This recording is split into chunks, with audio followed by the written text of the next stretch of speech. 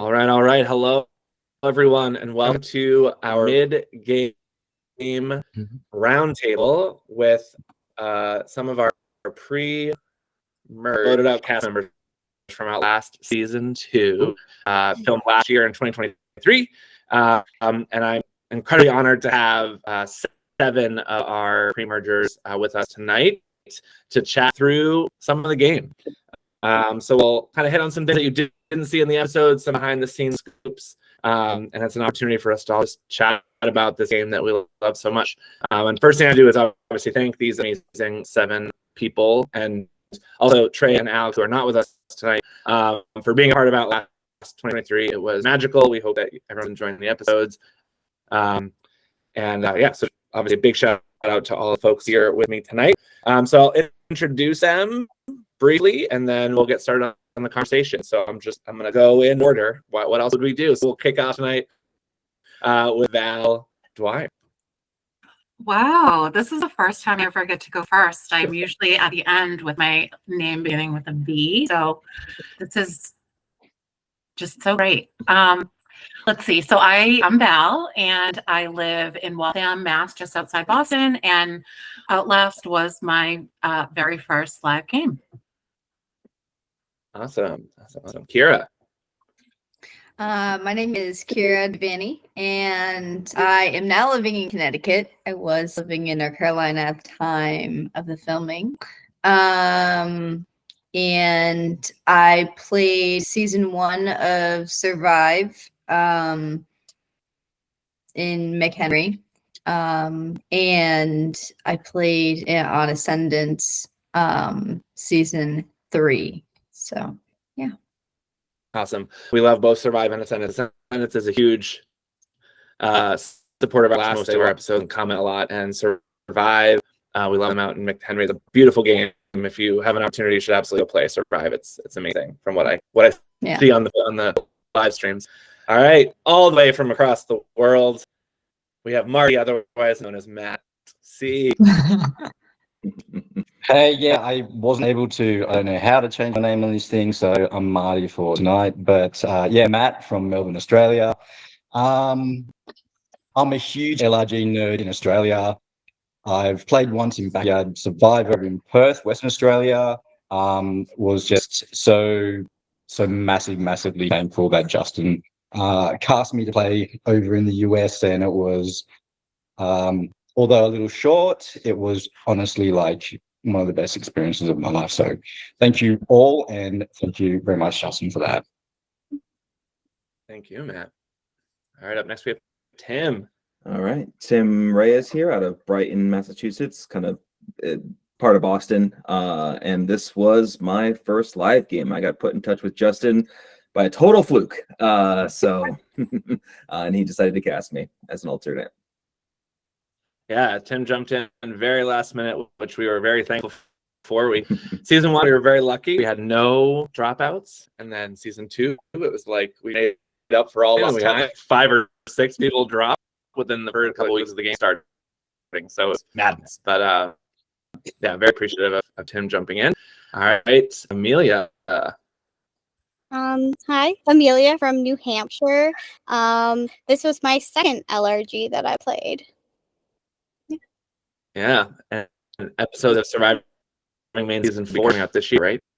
That's hopefully this summer, but there's delays, so I don't know. Stay tuned. Never know. Awesome. All right, and Jacob. Hey, I'm Jacob. I'm from Indiana, and this is my first LRG. Can you guys hear me? Yeah. Mm-hmm. Yeah. So that's about it. Perfect. And last but very much not least, the freshest photo, still a little raw tonight, we have with us the lovely, the wonderful Meg.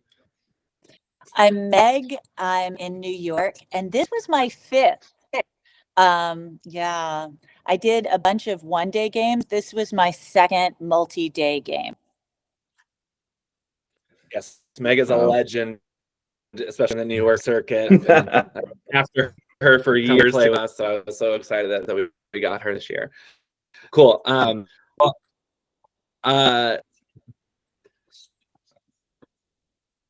All All right, so we obviously Outlast. We did our best to try and mix things up from season 1. We didn't want, for those that had watched the episodes, to kind of know what to expect. We had some things that were similar, but we really tried to mix it up, and that really started right from the beginning. So in season 1, all the players kind of came to this big field, they could all see each other. But for season 2, we split the tribes up, and we didn't really let them know who they were playing against for quite a while. So I just want to go around the horn real quick. We'll go backwards this time. And I want to kind of talk to me about, give me a minute or so on your first few moments of kind of walking into the game. What were your thoughts? What was that experience like for you? I know it was like almost a year ago at this point, right? But kind of for those of you who had experience, kind of what were you thinking coming into this game? For those that you didn't, what were you thinking coming into the game? I'd love to just hear kind of what those that first few minutes of the game were like for you, Meg. Well, you lined us up. So it was kind of like this gauntlet, and we weren't allowed to talk to each other. So it was all about eye contact, if you were able to get eye contact with somebody. So that was kind of cool, but also like, it gets the nerves going a little bit. And just, looking at my tribe just on sight, I definitely, there were definitely people who you just sort of decide, like, I think I can work with that person for whatever reason. It's interesting how you just make those snap judgments. Yeah, how about for you, Jacob? I was immediately sizing everyone up and seeing what I thought of each person, if the vibe was right, if the smiles were there, the eye contact, all that. I did notice like certain people, and it's funny because you won't have much time, so you're kind of already trying to like plan, I'm going to make an alliance with this person or that person, and you figure out how it's going to work out before it happens. Amelia, how about for you? What were those first few minutes like? So first off, you guys made me reverse park, and I very much felt like that was my first challenge. After that, I was kind of one of the people who was a little bit later, so I kind of liked that I got to like pick who I was standing next to when in the lineup. So I like looked at people and I was like, okay, I'm gonna stand next to these two people. Like I'm gonna make eye contact. So it was definitely an interesting way to start the game. I was curious if there was gonna be more to where we were standing. Like I don't know exactly, but my brain was already going, so it was a fun way to start. Who did you stand next to, Amelia? Specifically, I went to stand next to Rachel because she knows my fiance at the time, now husband. So I was like, oh, I think I recognize that person, so I went and stood next to her. Yeah. And how about for you as like a LRG newbie, right? You don't really have a lot of expectations. What were those first few minutes like for you? I mean, that about sums it up. I had no idea what was going on. I didn't know what I was doing. I'm standing at the edge of a path, staring into the bushes, kind of not allowed to look at anyone, not allowed to talk to anyone. And yeah, you just kind of like get your mind revved up for what's about to happen, for all the challenges that are to come, all of the difficulty, but also the fun that's to come. You kind of start letting your imagination wander, like what could be happening next. And every single thing that popped into my head was wrong. So, yeah. Love that. Matt or anybody in POTA that's left, I'd love to ask the question. So, is this in the preseason emails we did put out, like, hey, you could wear a shirt of this color, right? And on the Nebby side, blue, and I know everyone wore a little bit of a harder color, so I think yellow was a little confused. Like, we're all different colors. We don't really know. As you notice, like sizing people up, like all the different shirt colors.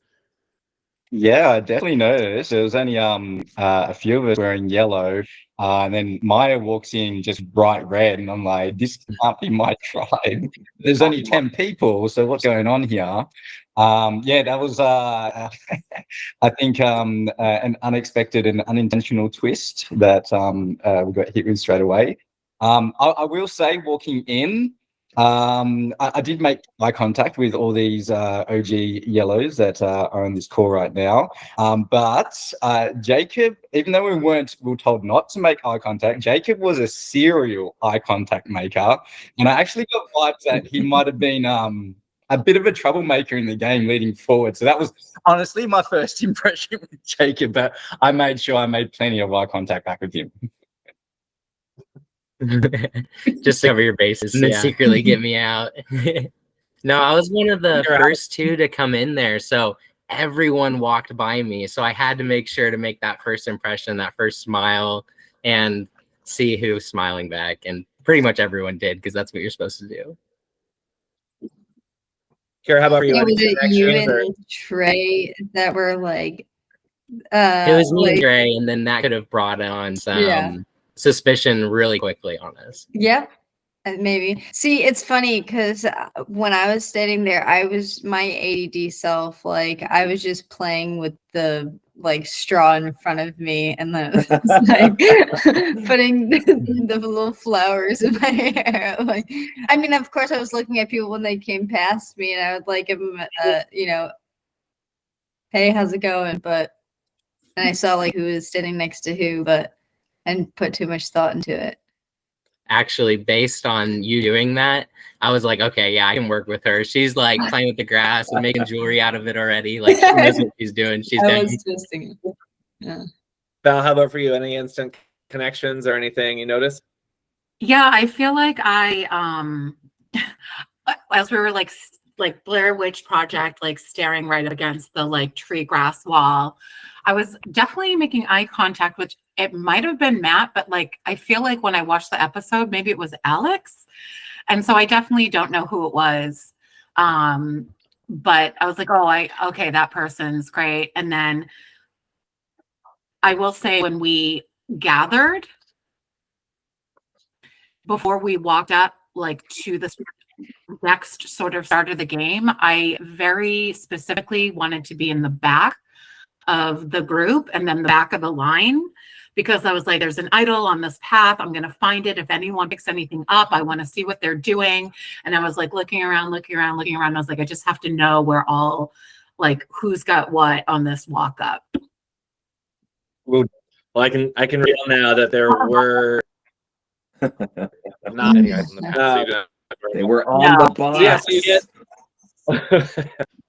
Oh, I know. so you get the opportunity to kind of walk in the group and you're all chatting. That's the first opportunity to talk to each other. Matt, I'm curious, reveal pretty quickly that you are from Australia. It's hard to hide that with your accent. Did you come into the game kind of thinking like, I'm going to try to use that to my advantage? Who wants to vote out the guy that flew 25 hours to get here? Or are you thinking that can make you a target because it kind of does make you stick out a little bit? Yeah. I can't, pretend it wasn't on my mind quite a lot.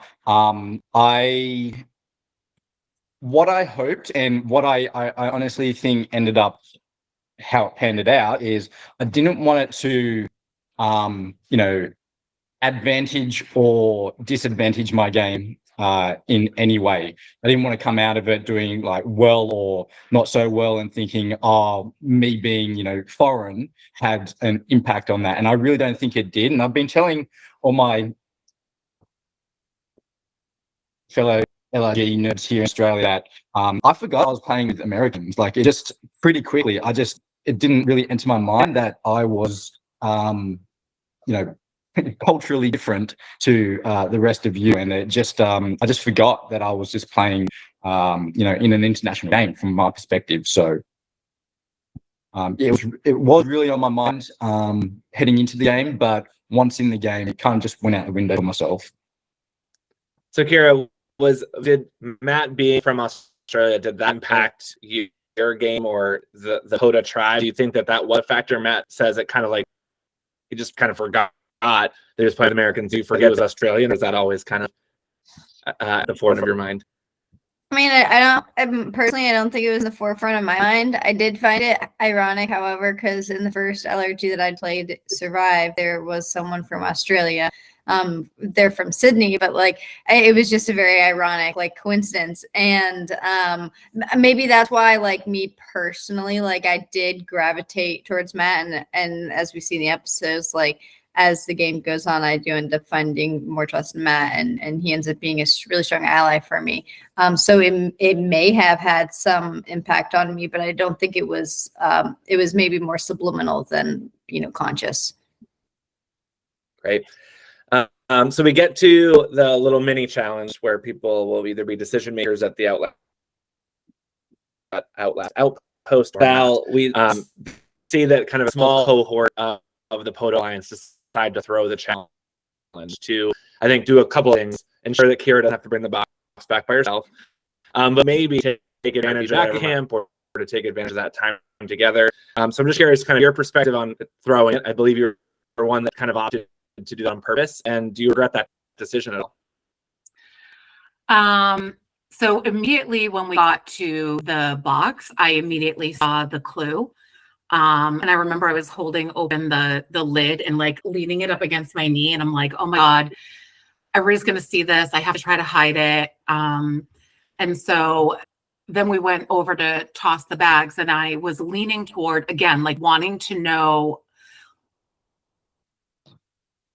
I was leaning toward taking the box to the tribe as opposed to being one of the decision makers. I think ultimately in the end, I was playing it by ear a little bit because I wanted to somewhat have the two like sides be somewhat even and not super lopsided one way or another. I was toward the back of the pack, and like at that point I was like, okay, I'm definitely gonna throw this. I need to go to where that clue is. And so I did. Sorry, Ciara, I didn't have anything to do with it like that. No. I was just like, I need to be where that clue is. I need to know who has it, and let's even these sides up a little bit.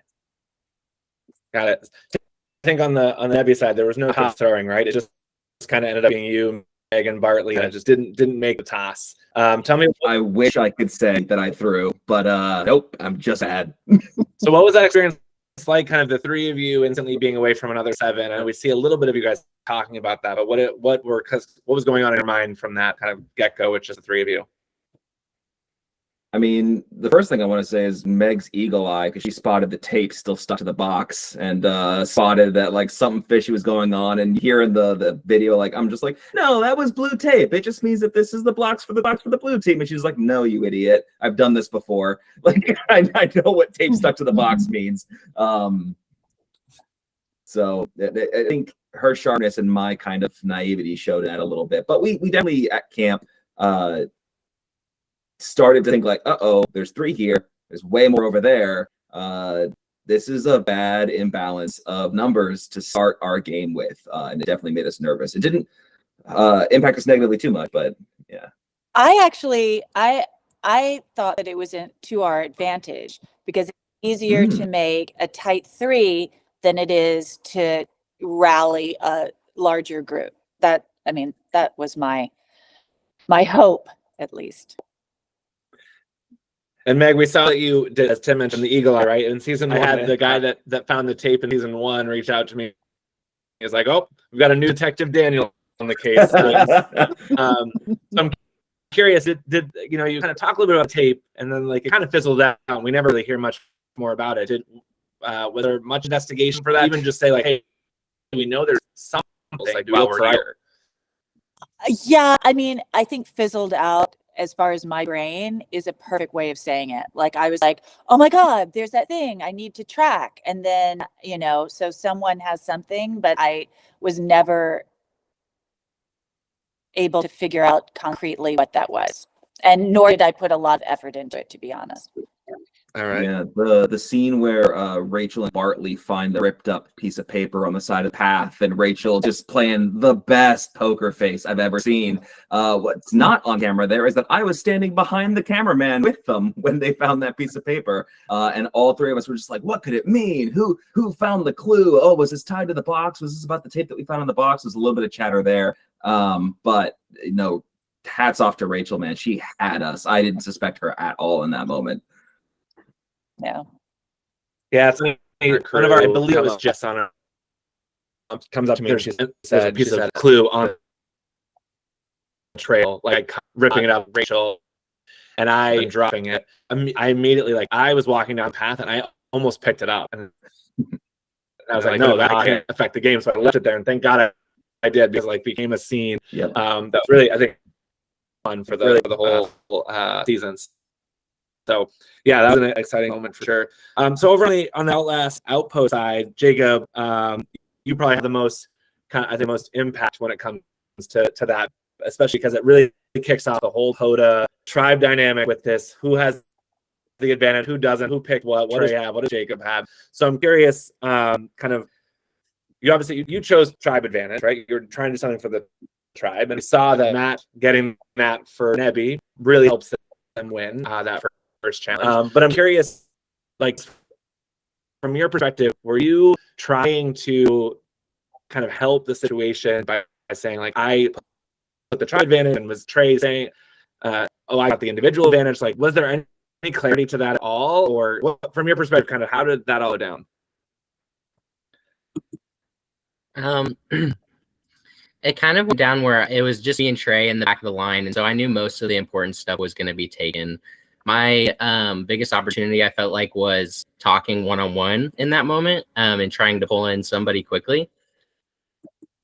Little did I know it would blow up in my face like in a couple minutes. And so I picked the challenge because I just wanted immunity the first round. I didn't want to be the first person out. So be honest, go back to camp, have the easy thing to say, and then be done with it. But it didn't quite work out like that, because Trey comes back and is like, he had an advantage, or he picked the advantage too. So I thought it was pretty obvious because I explained myself relatively well. Like, you know, there was a lot to say, and he came back and he kind of just like said he took the advantage and then didn't have much to say after that. So I thought it was obvious enough. Yeah, it was interesting because I feel like no one really what type of advantage it was, right? You were pretty clear, like, I picked a tribe advantage, and then he just had advantage, kind of left it open. So I'm curious, like, Matt, anybody who like, on, like, what kind of advantage it was, or like, how did that go down? Any of you jump in? I feel like, as someone who wasn't there, that whole like breakdown of like what actually happened was so frustrating for me, because nobody could remember. And I'm like, what? How do you not know what was there? Like, how can you not explain what happened? How can you not know? Someone's like, it was definitely an idol. Other people were like, I don't even remember seeing an idol. I just didn't understand how it felt so unclear of an explanation, at least from like, it felt like from everybody. Nobody could fully or clearly explain from their perspective what happened. So it was still unclear what advantages were there: tribe, individual, idol, whatever. So it was all, even like asking after the fact, it was just very, very, very unclear. And so it was like, I don't know.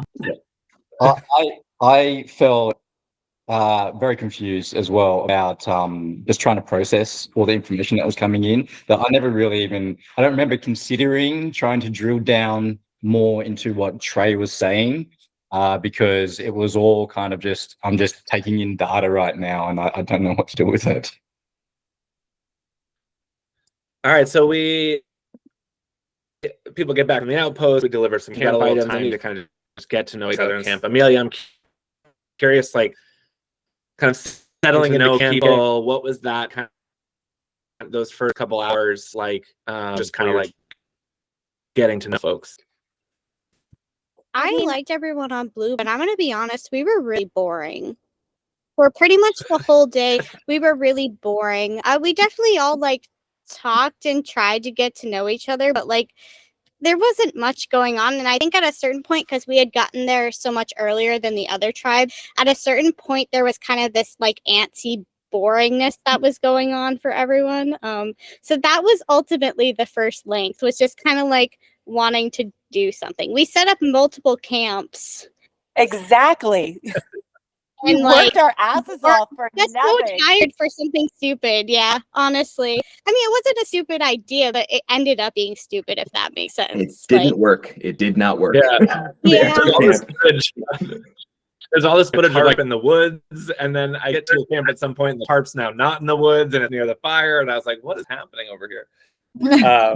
What we didn't do at all was like talk to each other about strategy, I think, which was a misstep. I think we would all. That was going to be my next question for you, Meg. I don't know that we need to dig too much into the balls, the first immunity challenge, right? I think it's pretty clear what happens in the episode, and you know, I think the episode kind of plays out. But I am curious, Meg, if because you won that first one, and you could kind of take a break or take a little time off from the game or the strategy, do you feel like that kind of put you at almost a disadvantage or a back foot because you just, as you say, I think a couple of times in various episodes, like we weren't really starting to play the game yet. So I'm curious, like, do you feel like that delay hurt you in any way, or maybe hurt the tribe? Absolutely. I mean, you do. It's a cliche, but you do kind of have to be tested. It, and before that, sure, we could have, I mean, potentially been breaking off, but and we were a little bit like, I mean, I totally told people who I vibed well with, but unless you put it to the test, it's just like chat, you know what I Yeah. mean?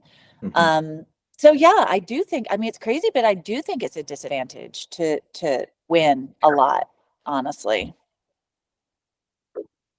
Yeah.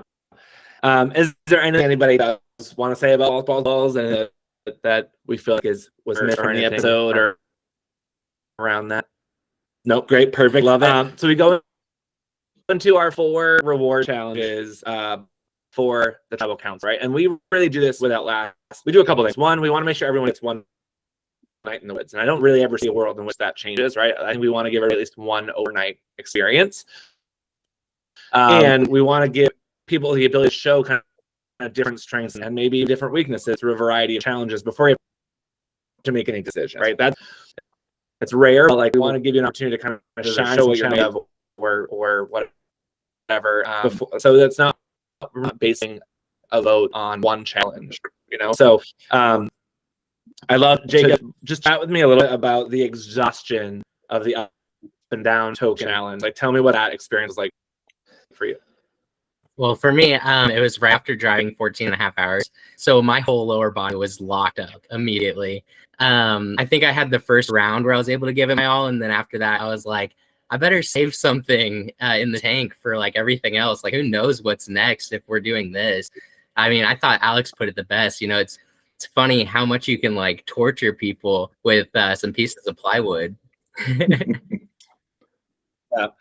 And then Amelia, for you, I think one of my favorite moments from the Carrot in the Box challenge was, you know, I think you'd even admit, right, you're a little quiet, you're a little bit more of a person, but I loved how feisty you came out at Carrot in the Box. Like, I just saw your personality, like, so I'm curious, kind of from your perspective, like what that felt like, or what that challenge was for you, because it felt like you kind of opened up a little. I saw more Amelia in that challenge. So in this game, like, I just know that because I am a quiet person, I need to take every opportunity I can to not seem like the really quiet person.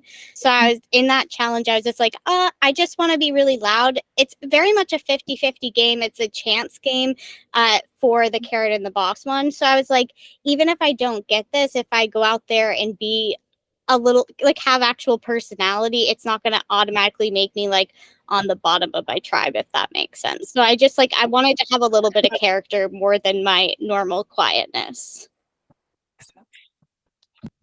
That's awesome. And Ciara had asked to ask you how it feels, the challenge beast, the one everyone's afraid of right now, Jeff, in stacking blocks with your feet. You just crushed him, and I love that moment. So what was that moment like for you? Well, it's funny because like I got lucky that he dropped all of his, right? I didn't know that in the time, but it did save me a ton of time, like not having to like stack them all at once. And I got to stack them each, you know, perfectly. But you know, I have to thank all of my foot-eye coordination to my soccer days. There you go. You know, and my Irish step dancing, you know, so at least I can say that's the big bunions on my feet are for something.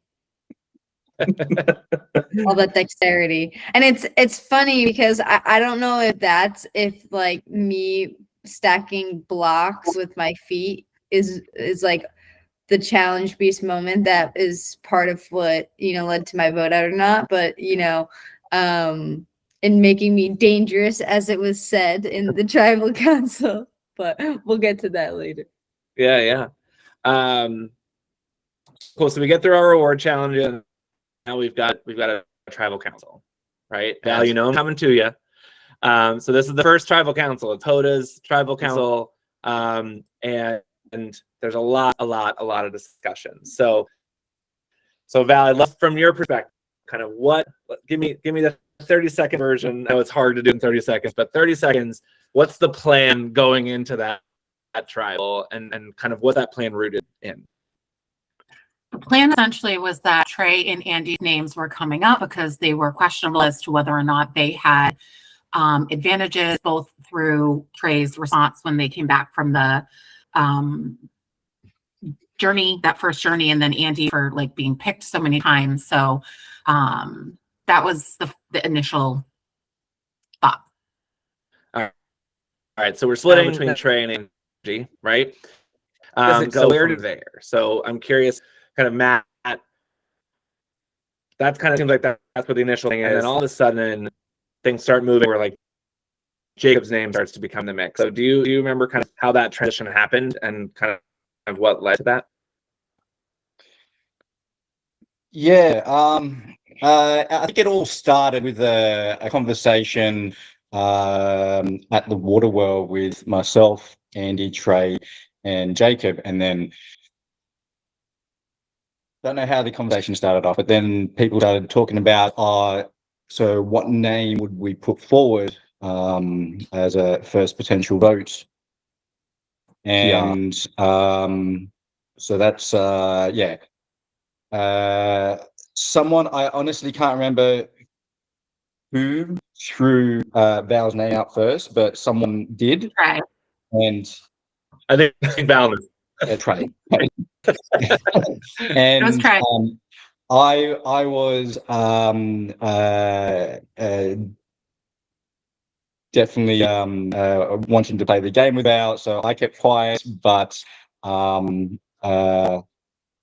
I think it was kind of just and Andy and Trey definitely felt the heat in that moment, and I don't know, they were just saying a name that wasn't each other's because they're in front of each other, because I felt like at that stage they both thought the vote was on each other, and so when they came face to face, obviously they can't say that to each other, and then Val's name came out, and that's kind of, I think, the beginning of when things went what seemed like might be a pretty neat and tidy first vote into I don't know. It definitely woke us all up that morning. And so now you hear names out there, and then so that's when I think becomes a part of the mix as well, right? So yeah, so I'm just going to add. So prior to that, Matt had told me that if he heard my name, he would tell me. And I said I would do the same for him. And so Andy approached me at some point and said, by the way, Trey, your name is out there. And I was like, okay. And he gave me more information and said that Trey said it, which, by the way, Trey and I had a great relationship as well. Now, Ciara may not have, Ciara, Chelsea, I don't know who was there. A lot happened and there were a lot of groups. So I don't know who wasn't a part of a lot of these conversations. I fully acknowledge that not everyone was a part of all the conversations. So there's a lot of like conversations that people just were completely unaware of. But I was very cool, calm, and collected when Andy said my name was out there. I was like, okay, fine, great. Now, the thing is that I know Matt and I were talking, and I was like, well, if we're voting for Andy and we're voting for Trey, and the reason behind it is because they both potentially have advantages. There was a big question mark as to whether or not Trey had an idol, and the other tribe was going to be coming to our tribal. And I like pretty much full well knew that somebody was going to be saved. And so if you're the one that is the other name out there, and two people are playing advantages to save themselves, and they actually save themselves, you don't want to go home as collateral damage on the first vote by one vote. And the fact that like now, like looking back on all this, that like nobody really seemed to care because it wasn't their name, like,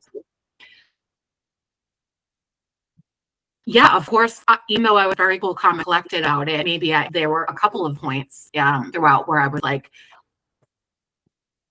getting a little bit more, whatever you want to call it. I definitely was not paranoid. When the person tells you that to your face that they say your name, it's not paranoia. But yeah, so the perception was that, or at least my perception was that Jacob and Trey were tight. And at one point we were talking, Jacob, you were there and Trey was there and a couple of us were there, and Trey left and I think we were talking about Andy voting on Andy, and Trey left. And then Jacob said, do you guys think that Trey and Andy are actually working together and that they're going to vote somewhere else? And I was like, and then you left, and I was like, thinking that you were just saying that to cover your own tracks, that you were actually going to be voting with Trey for me or something of that effect. So anyway, yes, Matt and I had a conversation about like splitting votes, that we could do like 4 on Trey and 3 on Jacob. And Matt, we were talking about like, how do we do this? And it may have just been Matt and I at this point. Again, everyone's talking. And I remember Matt was the one that said like we could do 4 girls on Trey, 3 guys on Jacob.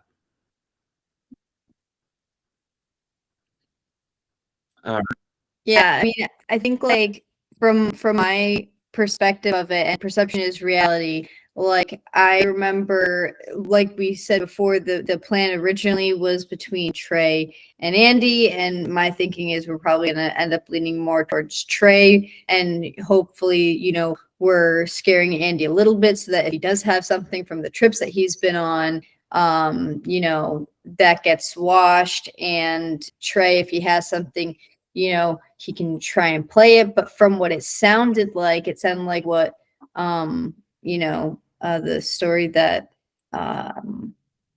Jacob had was more plausible. So I think like my thinking was that, you know, is cut and dry, it's between them, and then all of a sudden I'm being told that we're changing the vote, you know, and now we're potentially going to be voting Jacob because, and I wasn't sure what was going on, right? And then so to your point, Val, I get brought into all these other conversations, and I remember it was like this big group of people, but it was also kind of like other little groups all just standing around together, talking to each other. And I think, you know, you had said something about you know, Trey saying your name, and I was like, oh, that's, you know, I haven't heard that. Just pushed Indy to me the last conversation that I had with him. Not saying that I don't remember mentioning that, but I remember a part about you saying, oh, well, should I go say something to him right now? And we felt all comfortable, and you know, your name's out, so you're worried, and it's the first vote, and I appreciate that. But we're all like, we have the numbers, we know we're not going to be voting you. So like, and I know about the advantages and worrying about that, and I understand. But in that moment, like, you have to trust the people that are around you, and I think that's what like eventually ended up leading up to the next vote. Like, it just felt like we all of a sudden are changing the vote on last minute, and we're saying like, okay, if this is what Val wants, you know, we're gonna go with it, because we went around changing the vote. And I know you mentioned Matt saying this is the breakup, but we were doing that for you to be like, okay, you know, like, we don't think you're in trouble, but like, yes, let's split it your way and we'll vote for someone. I like Jacob. I didn't want, you know, a plan that I was a part of, even though I wasn't writing Jacob's name down. Like, it didn't feel good having Jacob be a part of a plan that I was potentially going to be getting him voted out, which is someone else that I also wanted to work with. You were someone that I was aligned with and I wanted to work with, and I wanted to keep safe too. But like, that is my perspective of it. And it's like, all of a sudden now someone else that I take as an ally is being put on the chopping block, and I can't do anything about it. So here's and all of that like makes perfect sense to me. Here's 2 really big things. One is the fact that Matt said he would tell me that my name was out there, and he didn't, and that was always in the back of my head. And the second thing is when Matt and I were talking, we kind of like agreed, like, okay, what are we going to do? Tribal's coming up, where we're going to divide and conquer, and try to, like, both of us try to connect with everyone to make sure that everybody was on the same page. Time kept going by and by and by and by, and he hadn't connected with Alex yet. Like, less than 5 minutes before Tribal, Matt and Alex walk up to me, and they're looking at me, and Matt's looking at me like with like a little bit like worried face on his face. And Alex is like, I'm not voting for Jacob. was like, all right. So right before tribal, I'm like, what is going on? And Alex isn't voting for Jacob. And so I'm like, great. And I actually didn't know whether or not Matt was going to vote for Jacob because of just this like really last minute like conversation. And like Matt was looking like he was maybe a little bit worried about it. And I was like, shit. So we're walking up to tribal and I'm like, now what? Is anybody even voting for Jacob? Is Jacob just going to get one vote? And I was like, do I have to change my vote, which absolutely was at the last minute, to save myself? Because what if there are 2 votes on me and Jacob only gets 1 vote? So again, everyone's not privy to all of this, but I also immediately outed exactly what I did to everyone, including Jacob, that I changed my vote at the last minute. So like, if you're worried about me, I'm being so honest, it's crazy. So anyway, that's from my perspective, like all these like things that happened. And like, again, I trusted all of you. It was, I didn't want to be collateral damage when the reason why we were voting for 2 people was because they had potential advantages or immunities, and then to be, you know what I mean? So like, it makes perfect sense as far as I'm concerned, but yeah. I mean, you thought you were in danger, you were fighting for your life. No, it absolutely, you don't have to, like, absolutely. And we were also like playing the game for like what we think we have to play for. And that's what just makes this also like wild and such a social experiment. And the only other thing I'm going to say about this is I didn't screw anyone over. You all voted for the person that went home. I added a vote for Jacob with Matt. Like Matt wasn't left alone, only voting for Jacob with Andy. Like I literally, like in that moment, also, like didn't even vote for the person that went home, and you all did. So I just don't like. I get what you're saying. It is what it is. But the reasoning behind all of it just has never been. I don't know. It's been anyway. It was not as that's what this is all for. It's like that's what these roundtables are for, to kind of get all on the table, say a piece, right? I know that it's very hard kind of in the game versus looking back and reflecting on it to all make sense and come together, right? So I think Val, you absolutely did what you thought was best in that moment, and I think the team also the rest of the did what they thought they had to do at that time, right? And everyone was playing, I think, their best game, which is what makes this game so hard, right? Sorry, Ciara, do you have anything else you wanted to say there? No. I was just gonna say no. I think that Val did like just exactly what you said, which she had to do, and I think everybody in that moment did, and I just think what ends up coming into the next vote ends up being just a blow up, and then unfortunately you end up turning a little bit into that cannon fodder because there's a big spotlight on you from that vote, and we'll get to that. Yeah, it's hard once spotlight's out there, right? Yeah. To like, right? Go sure. Matt, you got something you want to say?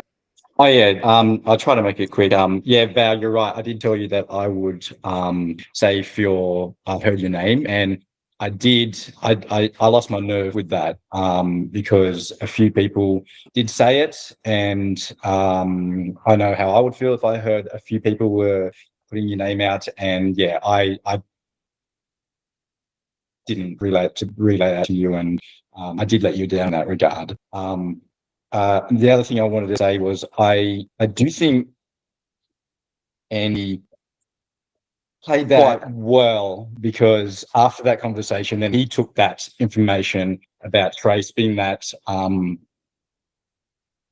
spitting your name out and spread that like wildfire. Mm-hmm. And when I came into that group, I was shocked and just trying to process everything. Everyone's asking me for my opinion on this, and I was like, I can't say what I'm really thinking, which is Andy is just throwing people under the bus right here because he knows he's in danger. And he was, it took me a very long time before I could say anything about how I was actually feeling about that, because he was just inserting himself into every conversation. So like, I thought he did really well in his scramble to get his name kind of off the block there. I thought that was it was good work. It was very frustrating from my perspective. Spend that much time on every round, obviously, because we'll be here all night. But I do think that was probably one of the most controversial, and I think one of the biggest especially the pre-merge portion, right? There were so many elements at play. I know that there's a lot of people wanting to get out of their chest. So glad we talked about that. Let's say on that round. Oh, great. All right, we get into the next challenge, the walk the plank challenge. We'll lighten the mood a little bit. Ciara, I'd love to hear about your fall. It was the fall. It was pretty epic. Did it hurt? I knew that was coming. And the adrenaline just let you kind of get back up and keep going? Was there actually any real pain involved in that? No. Well, so first of all, I have to apologize because in watching it back, like I did not like for whatever reason my adrenaline, who knows what, but I did not hear how many times you were asking if I was okay. Like I was not ignoring you. My head was just in like shit. I just fell and my team has to start back. Like we were so close, like we were neck and neck with them. But yeah, I don't know what happened. Like I felt pretty strong. Like I'm lighting up on the back couple planks. I was passing the block up, and we had like a really good rhythm going. And then all of a sudden, I like lost my stepping, and I'm on my back, and then wind was knocked out of me. There wasn't really much pain. It was just like I don't know, just trying to catch my breath back again, and also like get back to moving. And my head was in the moment. I didn't feel it till later. My back was definitely a little sore after that challenge, but I didn't. you don't have much time to think about that stuff with all the other activities and the stress and the drama of the game. I didn't see it, but I heard it, and I just saw like upside down turtle Ciara. Just it was pretty epic. And not that I ever want anyone to get hurt, but I love when there's like some of those big moments and challenges that you don't expect.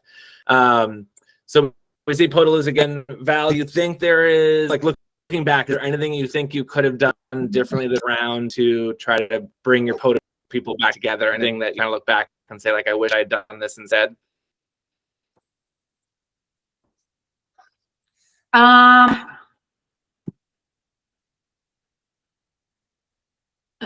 Yeah, I mean, I'm sure there's a million things I could have done. There's so many, Austin. I think I took advantage. So like being my first like live game, I think with the whole first day, like having all this time and then all of a sudden the game starts, I think I took for granted the fact that I would be able to have more conversations than I actually was able to. I think not even being able to talk, I mean, whether or not this would have mattered, but not even being able to talk to Ciara until the point where we were literally packing our stuff up and walking, to tribal. I think, I probably would have, part of it too. I mean, I honestly believe that like Stephanie being sick had an effect on, whether or not she would have been able to champion for me more. I know that she ultimately like agreed to it, but I know that her and I were really good. I don't know. I think if maybe I had been able to talk to a couple of different people that I just didn't, it maybe would have mattered. Also, Chelsea, for some reason, thought I said I voted for Andy. I think there was a lot of confusion. Matt at one point said he thought that I said I voted for Andy. It was like so much all at once. And I think if I had been a little bit more aware ahead of time that the amount of time I need to make better use of the very short limited time, or just frankly not say that I was the one that did it, but I thought it was going to be obvious. Well, I mean, like even when we walked back from that tribal, I remember like asking you on the walk back, and I was like, "What happened there?" And you're like, "I don't know," and I was like, and me and you were like trying to do the math out, and so I'm walking away from that thinking that that vote's not towards you. Yeah. Or you didn't place that vote, and then we get back to camp, and then I think I asked again in like public in front of everybody, and then that's when you said that you did vote it, and I was like, confused. And I think like, and this is where perception is reality. And you're absolutely right. There's like, especially compared to the first vote, you know, we knew we were going to tribal and we had almost 12 hours before we had to do anything, right? And now we have like what, 15, 20 minutes. So, you know, it's a real wake up call, and it puts you into a really difficult position. But yeah, I know from my perspective, like just that interaction, like put a question in my head. And in these instances, when you have that little time, it only takes a little question to like make you lean like, okay, that's what I need to do. That's what I need to push. Now I need to use my time wisely, you know? And I think that from my perspective, that was my mindset. Yeah. Jacob, seeing your name at first tribal, right? You know, that you were name was out there. Is there anything you were specifically doing to push it toward Al or push it toward anyone else, Andy, whoever it was? Yeah, I was shocked, so I knew I needed to immediately talk to everyone I could. Matt looked at me right away at the last tribal, so we had a really quick talk, just kind of like eyeing each other on our walk back to camp. And I was like, what happened? And he was like, I'll tell you later. And it seemed like it was something that happened really like last minute. Like I remember when the frenzy of the last vote was happening, and it was me, Ciara, and Maya standing in a circle, and all of a sudden everyone's breaking off into all these small groups, and it's a frenzy. And I'm like not learning about anything. So I knew it had to be me, but I didn't think that it was worth taking me out over people who had advantages when I could help with the challenges. Yeah.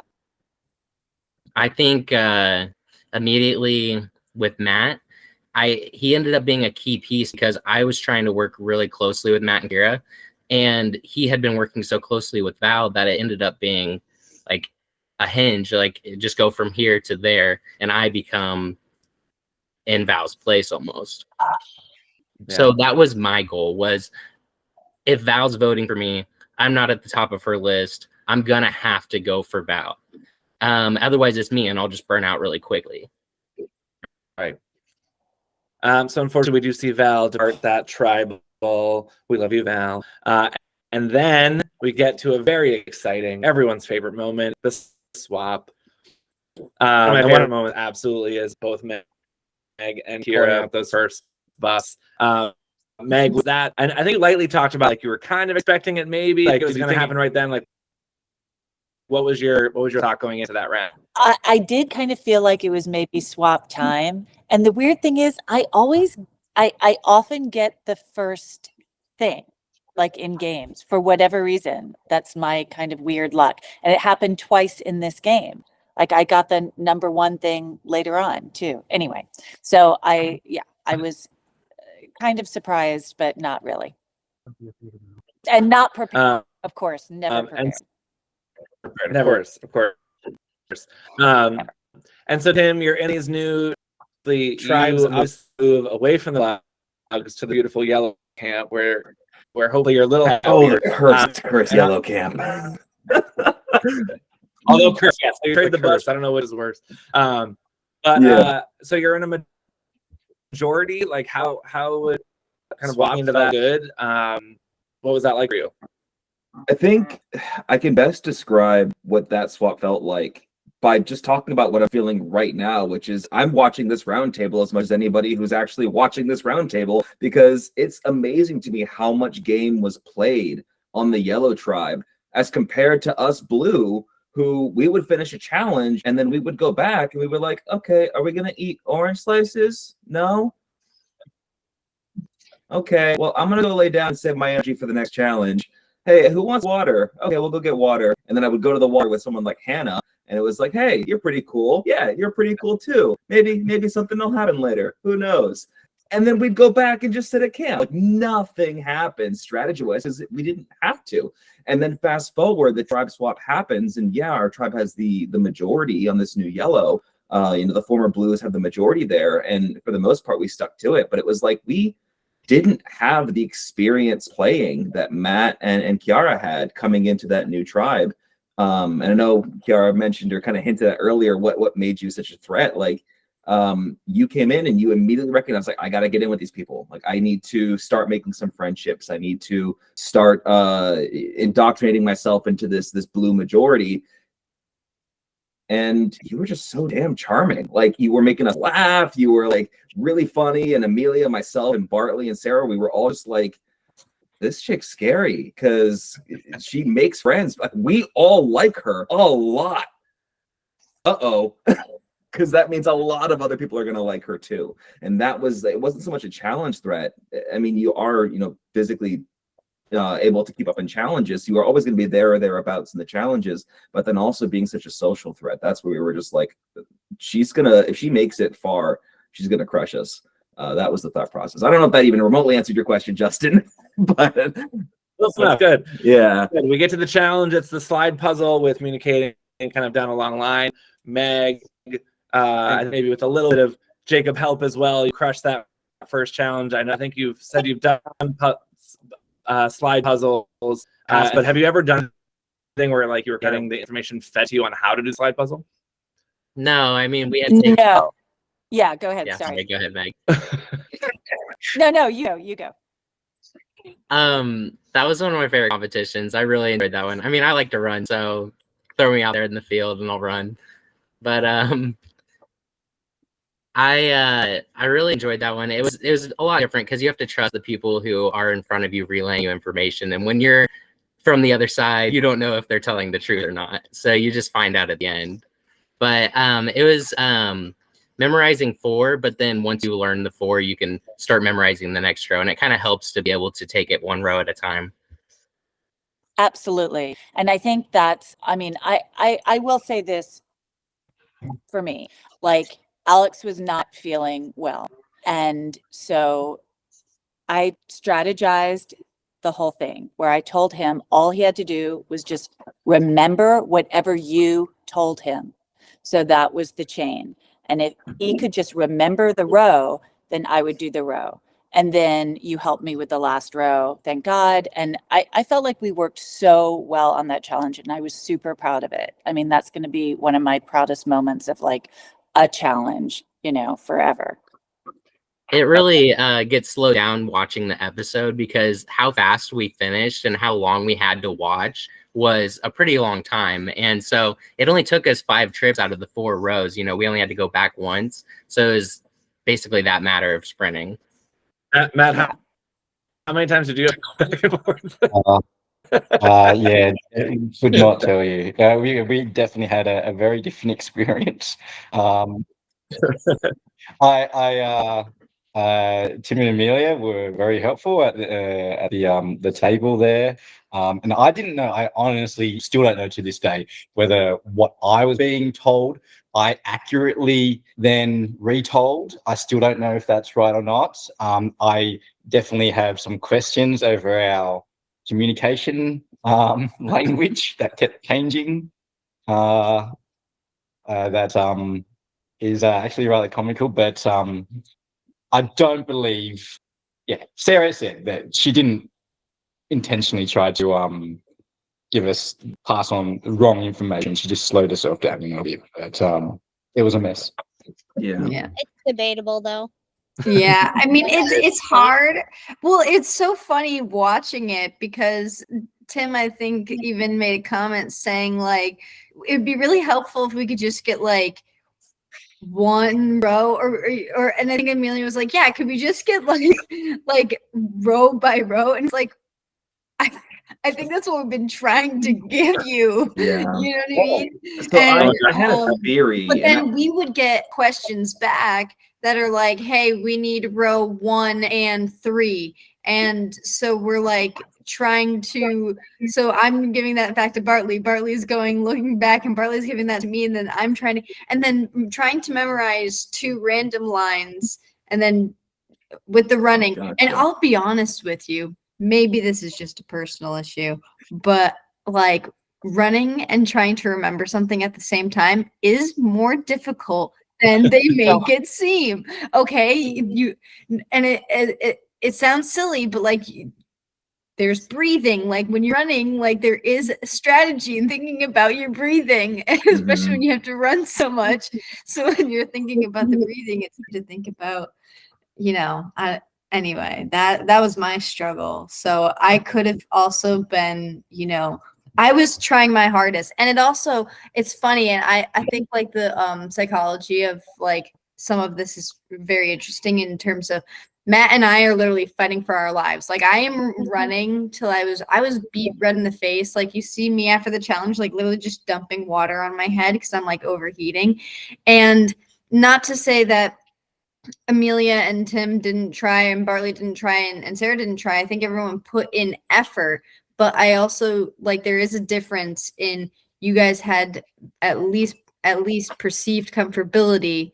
So you're not fighting for your life, but you are fighting to win a challenge. I'm not taking that away, but like there is like a funny difference in that and like the how outcomes are. Whereas if you have a whole full team of like rah, maybe absolutely. You guys had it the worst. Out of me and Amelia, we stood there and we were, whatever, frustrated for losing the challenge. But like you said, you're sprinting in the heat. Matt, every time I sent you back, I felt so bad. I was like, you got to a point where like Matt is just drenched in sweat. And he just like, what do you mean that's not enough information? Don't tell me to go back there again. But we were at the table just so confused because I would get, the first row and it would have a black in it. And then I would get the second row and have 2 blacks. And okay, that's all the blacks that exist on the board. I don't have another black to put anywhere. And then we'd get row number 3 and he would say, okay, row number 3 has a black in it. And I'm just like, I'm out of blacks. I don't have any more blacks. Yes. We originally started getting like colors, the names of the colors, which is very straightforward. And then it turned into, I just got like gibberish, and I got told it's the first letter of that gibberish made up word that applies to the name, the color that I had to put down. There's my theory. There were two gibberish words that started with B, but that's blue or black. And I didn't, in the moment, realize that. So I just came back and I would have just probably saying black to Tim and Amelia. I was very, very, very, very confused, and I don't rate that strategy, whoever originated it. But that's definitely when I saw you guys, I don't know in the footage, you see like you starting diagonally, like with a 4 diagonal squares. I'm like, oh no, this is not gonna go well. No, we got smoked. All right. So Poda unfortunately loses. We'll be saying that probably a lot tonight. And I think we kind of know how that vote plays out, but I am curious. There's a big moment, right? The big moment of the episode is Matt finally finding the Poda idol that could not be found by any of the Poda members with the clue. And Val, you are convinced. You look in the multiple times and you couldn't find it. We what 3 hours? No, we literally scout. Like this is the part where like you don't capture this stuff on film. Like I swear to God, Chelsea, myself, Val, and Matt were out at the wee hours of the morning. I really think it was, and night, looking for this fucking idol. And I mean, we even had a good bit of time before everybody came back from the original challenge to take a peek-sees, and we were looking around the same tree, and like we were on it from where Matt found it. Like we were looking right at it. We did everything but climb up in the tree, which, looking back on it, damn, next time I'm climbing the tree. Mm-hmm. Whenever I saw Rachel just like do like a once around and go boop and grab it up, I was like, oh no. There's no way. I'm convinced it was not there that night.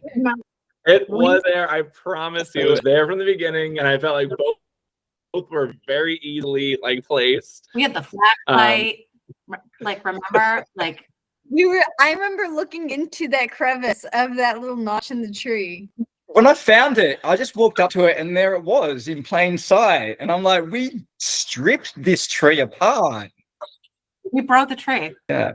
Well, and that leads into why we're thinking also that it's a fake, because Matt Matt leaves, I say, okay, I'll watch. So, and maybe takes him, like he said, not even 2-3 minutes. And he comes back and he goes, Ciara, I've got it. And I was like, no way. And I goes, where was it? And he goes, right in that tree, right over there. And I walked right up to it. And I was like, no way. It was so like perfectly unbelievable that even, you know, and Barley even mentioned it tonight in the episode that like him after the challenge, or not after the challenge, after us getting the new buffs, saying, hey, hold on to your strings, hold on to your strings.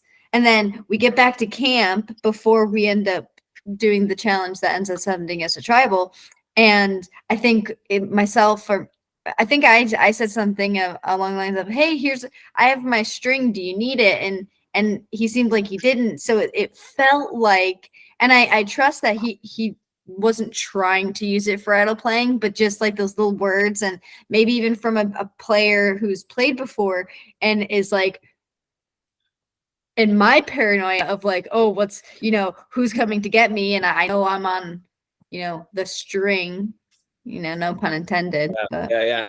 crazy. So that leads me to my next question, Matt. If you knew it was real, what would you have done differently? If you knew for sure that this is a real idol, what would you have done? If I was confident it was real, I definitely would have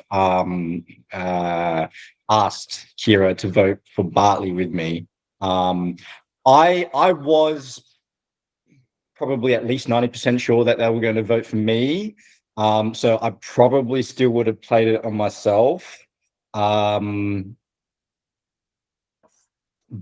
yeah, there was that my thinking was if it's fake, which is what I believe, and they were voting for me, which is what I believe, then there's no use asking Ciara to vote Bartley with me, you know, recording a vote against one of them, and then leaving her with them moving forward. I didn't see any point in that. But yeah, if I knew it was if I knew it was real,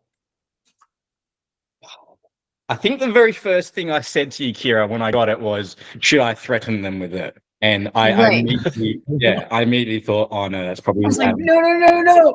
Well, it's probably so Amelia or Tim, you did not see Jedi. You didn't know this, right? You didn't know what they looked like. Is that right? No, but I wish I had known. So yeah, I think we as the audience members know the idols are men. This was again all planned from the beginning for them to look like they could be dummies, they could be fakes, and they could make them right. That they were all natural items, which we planned for. Kind of worked the way that we thought it would. But yeah, so we as the audience member knew, Matt, that it was real, right? And that's what it looked like, right? So our television, that it's real. But yeah, so that's great. So we unfortunately lose Ciara at this vote for being very dangerous. Sorry. And then we had to Connect 4, big controversial challenge. Meg, swear up and down you did not throw the challenge, right? No. So Amelia, did at some point we hear that people are throwing it to green, right? So I'm kind of curious, like, what's your perspective on that situation, right? Whether it was an intentional throwing or just, you know, do you have a perspective on kind of what happened during that challenge where there was kind of controversy on, like, was it thrown, that type of thing? I think there's no way it wasn't at least semi-thrown. I honestly feel that way. Just based on, like, even in the video, you literally hear people talking about throwing the challenges, at least in the back of their mind. So even if it was partly subconscious, I believe people were planning on throwing things. Some of the people, not necessarily all of them, but like, I don't know. You also have to say that people kept saying that yellow was targeting people, but most of the time we were placing and not taking cones, whereas everyone was always taking our cones. So that's all I have to say about that, really. Okay. There is a distinction, though, between throwing and changing strategy during the course of the game, because you've got 3 different tribes, and sometimes one tribe's ahead and the other tribe. So, like, it's not about throwing. It's about, like, well, Hanging well, That's what we That is what we felt. That's We were absolutely saying. ganged We were up like, on. don't gang up on blue. Because that's what We it didn't felt take like. hardly any cones, friend. Sorry? So from my perspective, basically like it happened to me where both teams took right in front of me, and so I come back. I knew that yellow had taken first, so I said that basically if yellow's taking our blue cones, then they're helping green win, was what I was initially trying to say. I do think it turned into basically laying out where green did win, and we did technically end up throwing, but it was because we knew we weren't going to win. I think that certain people might have benefited from that, like maybe like a Matt or a Jeff trying to protect Peter and Rachel. Mm. And just trying to keep the blue tribe as strong as they could, because it was pretty quick into it. But yellow had taken from blue first, and we had won the first round, so we felt like people were going to come after us from here. I mean, I really don't think, Mm. certainly Jeff and Matt, I mean, they were doing whatever they possibly could to win that challenge. I mean, really. That's true. I mean, Jeff is cutting corners through the tall grass, leaping to get on there. It looks like we're trying pretty hard. Well, we'll certainly ask them about it in their roundtable later. I'll bring up as a burning question. Yeah. But yeah, I'm curious about the challenge. As I said, we're gonna say it a lot tonight. But Podalus is the challenge. Do you think there's anything you could have done differently there to save yourself? At the least of which I'm asking, you played an idol already. Did it even cross your mind that it could have been replaced and to go hunt for it? It really didn't, and like that does bug me a little bit. Because in the other game I played here in Australia, when I knew I was going to be the vote, I knew I wasn't going to find an idol. I still went out and looked for one anyway. And I don't know, it kind of felt like if anyone was going to possibly, like, I really did feel like an idol the only way I could survive, because if anyone was going to flip in on blue post swap, then they would have done it with Ciara still in the game with more numbers to work with, and I just did not think it was at all possible to get anyone on my side to flip from there, especially when we did the one-on-ones the previous round, and a couple of people, I didn't get a lot from them.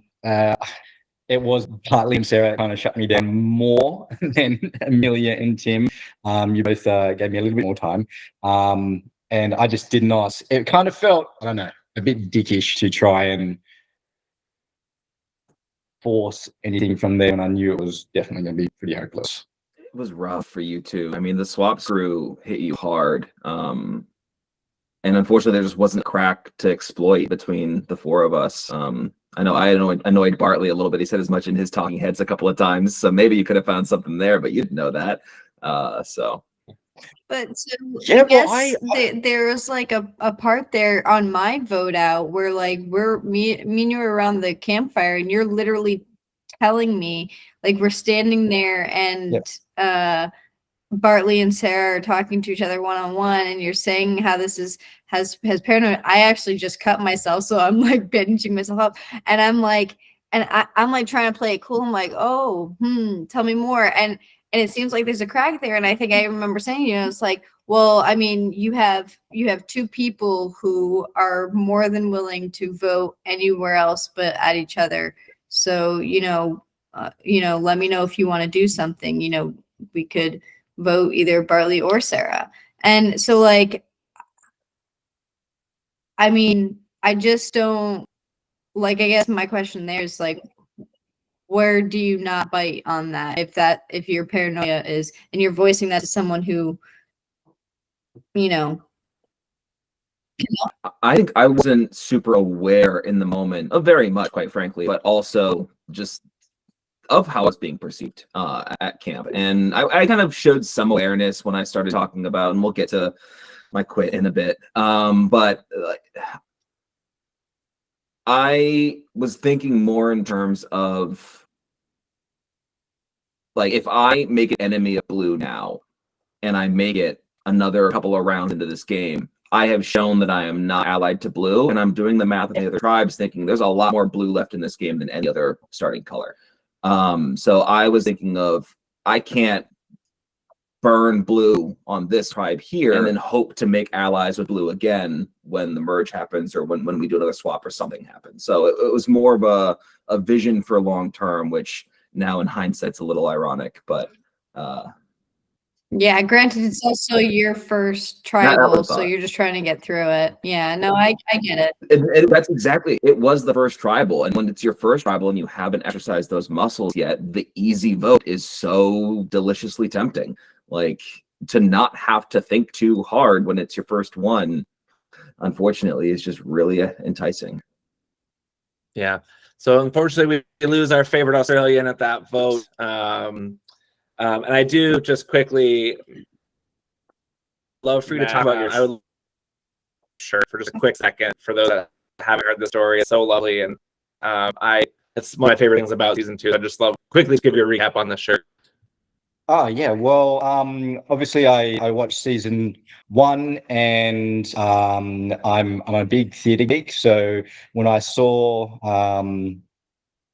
Lizzie's shirt and it said she's messy but she's kind, I thought, first of all, just a great quote just to wear on your shirt. And Lizzie was a very, very sweet, endearing character of season 1.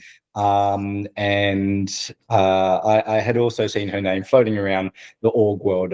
Never had anything to do with it before, so I felt connected to her in some way while watching season 1. And I was actually trying to binge it after I arrived in Boston, and so I just had the idea, why don't I just pay a silent tribute to her by getting another waitress quote that I could kind of tie into Survivor,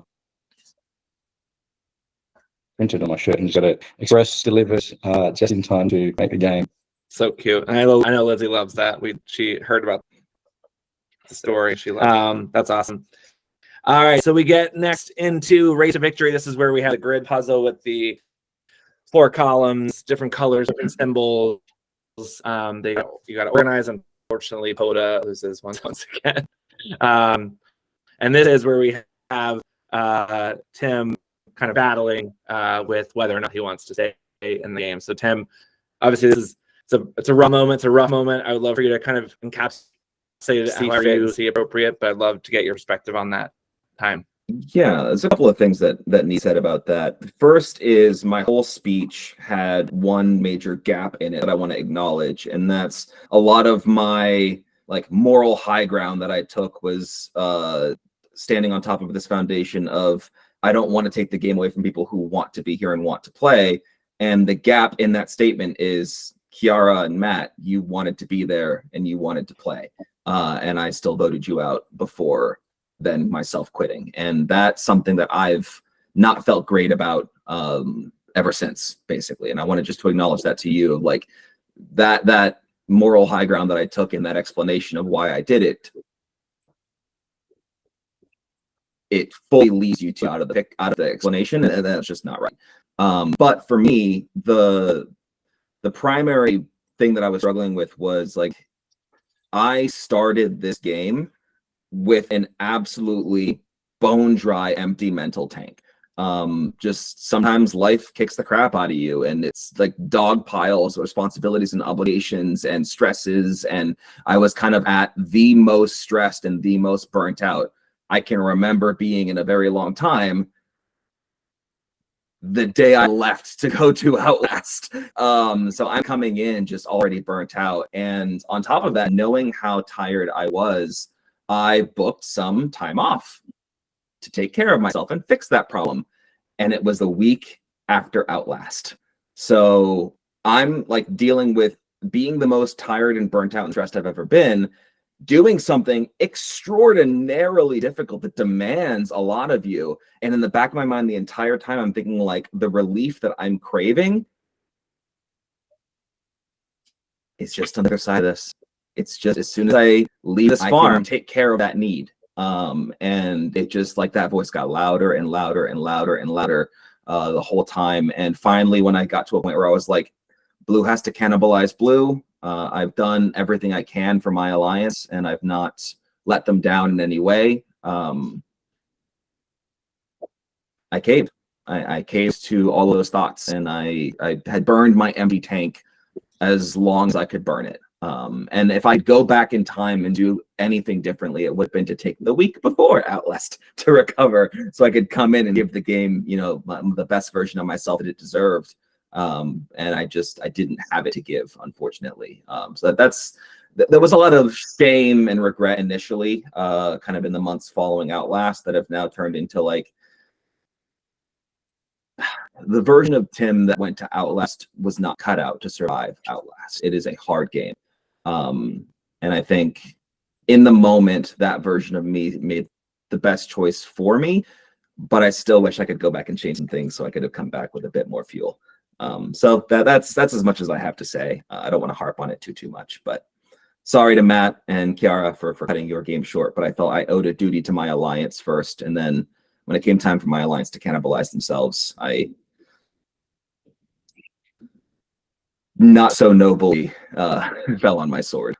Yeah, that it is a very, very, well, I appreciate sharing, and never really know how, you know, it's gonna, right? And I think we all got to take care of ourselves and do what's best for us in the moment, and it's not always necessarily the fair thing for everyone, but it was what was best for you. And we absolutely appreciate you jumping in when you did and being a part of the experience. And the real, much like the word survivor when I talk about Outlast, but much like the real show, right? Like these things happen in the game. Like people get sick and fall out, people decide to depart because it's what's best for them. You know, all these things happen, right? So it is very similar to what you might see in the real show. I'll also say I really appreciate you coming to the roundtable and being part of all this, because that's not easy, you know, consider what you just said. So thank you.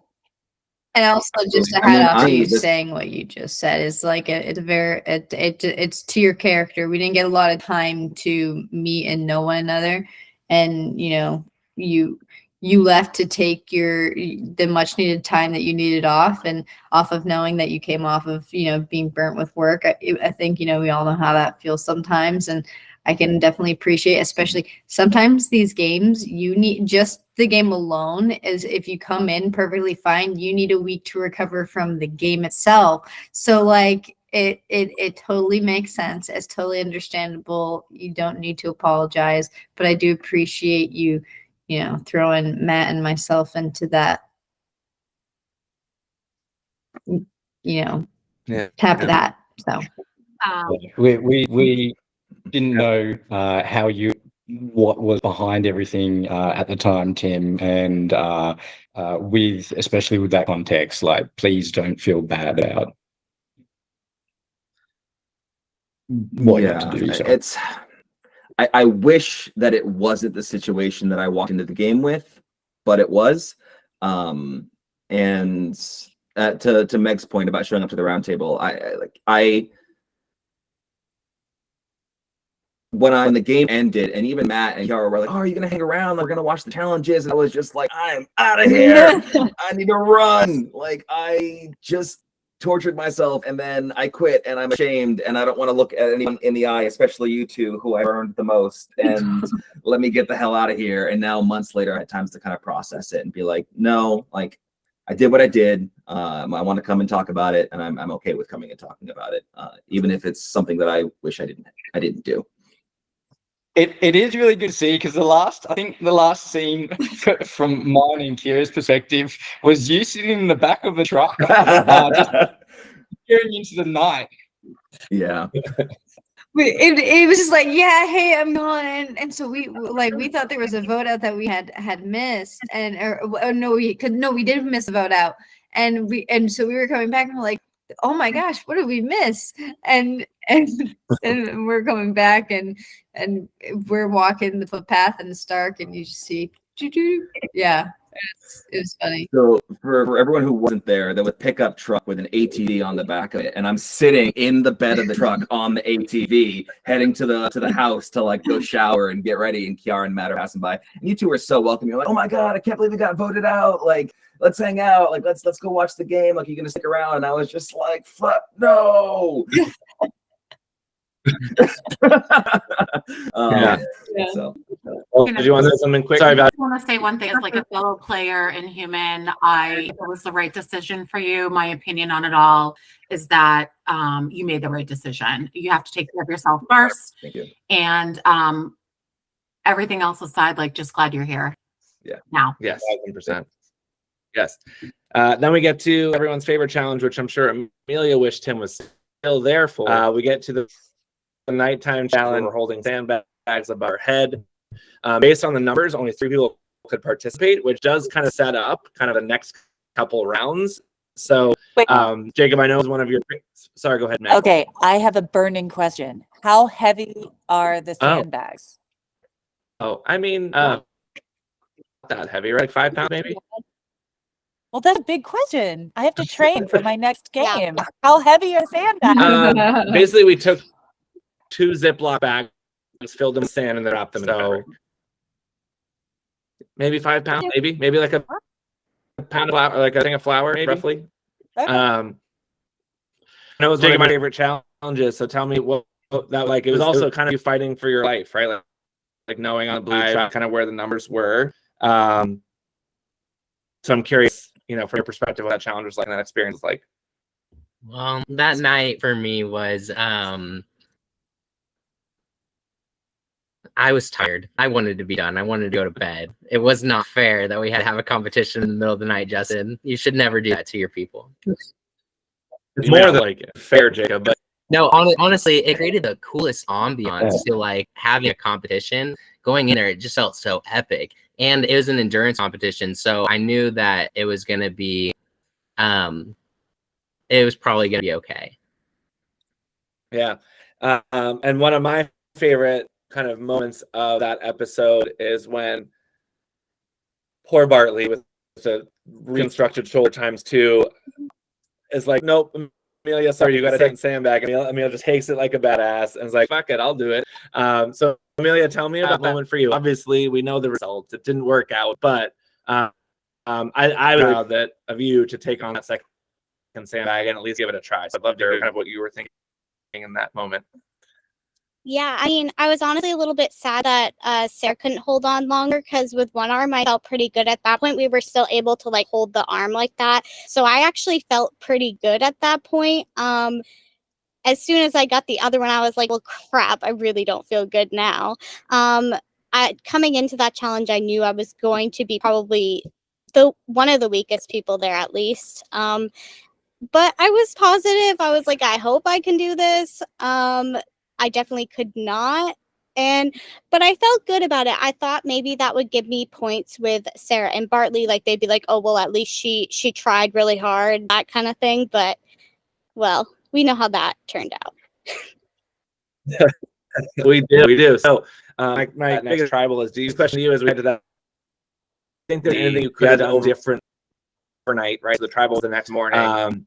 It's based on the episode and kind of the footage. I thought it sounded like both you and Sarah were really pitching your to Bartley, right? And he was kind of was there ever a time where you talked to Sarah about voting for Bartley, or do you think they could have done differently that round? Yeah, so here's the thing. One would think with 3 people, you have a 33% chance of, making it through. In my case, it was 50-50. I don't remember if there were cameras there. There must not have been, but there was a conversation between me and Sarah, and she basically told me that she was unwilling to talk with me. She wanted to vote with her heart and just 100% shut down any conversation with me. So really my only shot at this point was Bartley. So that was something. So I had a 50-50 shot of making it through that. I did feel fairly solid with Bartley. I definitely pitched my case incorrectly. I tried to pitch with how useful I was going to be, but instead I probably should have shut up a little bit and made myself seem more like a number for him. And I didn't. And it definitely bit me. But considering I only in reality had a 50-50 shot, I feel okay with the situation. Yeah. See, I would comment on that. I was so surprised because, and I don't know, in the game, someone can lie to your face and you don't know it, but Bartley was like so gung ho on voting Ciara out when he and I were talking. So when I found out that Yes. you left next, I was shocked, quite frankly, because I thought for sure after I watched the challenge where you guys went down to the fire pit that you and him were going to work on getting Ciara out, but that's just not how it played out. Yeah, I was decently shocked until after we voted. Bartley, I think, was the last one to vote, and I made some eye contact with him, and his smile was completely different, and I was like, well, crap, I'm out of here then. It was not the usual Bartley smile. Yeah. Mm. I don't know. Oh, sorry, go ahead. No, you're good. Okay. So Amelia unfortunately departs that round, and then we go into the treasure. This is a must win for Coda. Otherwise, Bartley and Ciara go to a fireman challenge. It's only 2 people competing from each challenge. Meg and Hannah stepping up for Nebby. Jacob, tell me a little bit about what it's like. We talked about this separately, but like not having your fate in your own hands, right? Like, you know that you're. I kind of about it, but obviously Alex departed the same round that Matt departed. So you are now the lone Nebby. Lone original Coda on Nebby. While I think that group seemed like a solid 5, you probably feel like it could be you if you go to trial. So what's that been like to not kind of have fate in your hands and having to watch that challenge? I knew I was still on the outs. I knew I was still going to be the easy vote because optically and traditionally that's what will happen in the game. So I knew I had to win challenges to be able to stay. And I think I was looking into a possible like another merge swap or something that I don't have to go into and compete in a challenge because I didn't think 2 people would be forced to compete. But they were. And so for me, it was almost like, okay, what are the desperate moves? Because it's about to happen. Like I'm seeing us and we're falling behind. And so I'm like, do I shout to Wetu and be like, throw it for me, get it, Peter and Rachel out of here? Like you start thinking of the craziest things and you're like, no, I need to lay low. I need to still be a part of everything and just kind of fit into the background of things. And Meg, coming to you, you're in that challenge. I think it was obvious you were fighting your heart out. You wanted to keep Jacob in the game. I know how devastated you were when that loss happened. So tell me a little bit about that moment for you. I mean, for me, and you guys included that in the edit. I was so nervous about the running element of it, and I forgot to get my head together on the puzzle, and which is usually where I feel comfortable or more comfortable, right? And so when we started falling behind on the puzzle, I panicked. I totally panicked. But yeah, it was all out of like save Jacob because that we were legitimately super tight, and that's what we thought was going to be this solid 5. And so Jacob, do you think, looking back on it now, as everyone here has, like, is there anything you think you could have done differently? We obviously tonight we saw the aftermath of that tribal, so it seems as though there is a little bit of chaos there that maybe you could have done things differently. Looking back on it, anything you would have done differently in that round? Because I think I did some brilliant editing to try to make it seem more mysterious than maybe it really was. But I think in that moment, I think you've talked about like you felt like it was you. So tell me a little about that round, and do you think you could have done anything differently? I think that we could have had Hannah compete in the challenge the night before, and then I would have been in it with Meg. We could have ran into the woods together. We could have done the puzzle together. I definitely felt confident with Meg and Hannah doing the puzzle. Like I thought that they could pull it out. I had a 66% chance to stay. Only one tribe is going to go. What was the question again? More so after you've lost. Anything you've done back at camp differently? We see there's maybe a little hope. And Matt, about maybe keeping a shield in the game. Is there anything else you could have done differently in the strategy portion before the tribal? Unfortunately, I think that the two people who maybe would have kept me the most were Hannah and Matt, and they were like kind of on opposite ends. You know, Matt's saying Hannah's name, but so I think the only thing that I could have done is maybe seen the link between Jeff and Hannah, and throughout Matt's name, the only person who is giving me a chance is saying, "I'm not just going to vote you out because you're the easy vote." And Meg, obviously, you see a little bit of that in the episode of kind of what's happening behind the scenes. You obviously know what happens at Tribal, but during that round, it seems as though you had no clue some of that other stuff was going on behind the scenes. Is that right? Well, what I did know is that Matt said to me, Hannah, and I said, under no circumstances, absolutely not. And if I had to do that all over again, I think I would, because I thought Hannah and I were super friggin' tight. And for him to throw her out, I was just like, that's so chaotic. That doesn't make any sense. To me, it felt premature and weak. Now, if I had anything to do over, I would have recognized that Jeff was losing his mind with paranoia, which I did not get at all. Like, I really didn't realize how he was. He thought I was a mastermind of something, but like trying to get him out. I mean, it was so not, and I didn't read that on him at all, and that is a mistake. I think for Matt, it kind of starts unraveling really quickly. He's got this plan. He's got a couple of options. And so he only needs to get one more person right. And it just unravels on him so quick because he talks to me first. He's trying to make it happen. Now I have the information he wants Hannah. And he goes to you. It just doesn't work there because you want to stay loyal. And then he goes to Jeff. And Jeff's paranoid that Matt's going for him. And so what is he going to do at that point? Like he's out of options and he's realizing he's probably in a weaker position than he thought he was.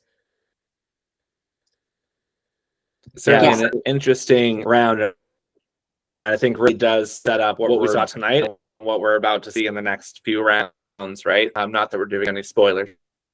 But Meg, sorry, do you have another thought there? I saw you. Well, yeah. I mean, I did, and it did come out in this last episode that I did say, Jacob, please say my name. Like, please write my name, because I didn't want us to get all paranoid, because I knew I sensed that something could go really wrong. And so, unfortunately, when Hannah's name is written down, she knows something went horribly wrong. Yeah.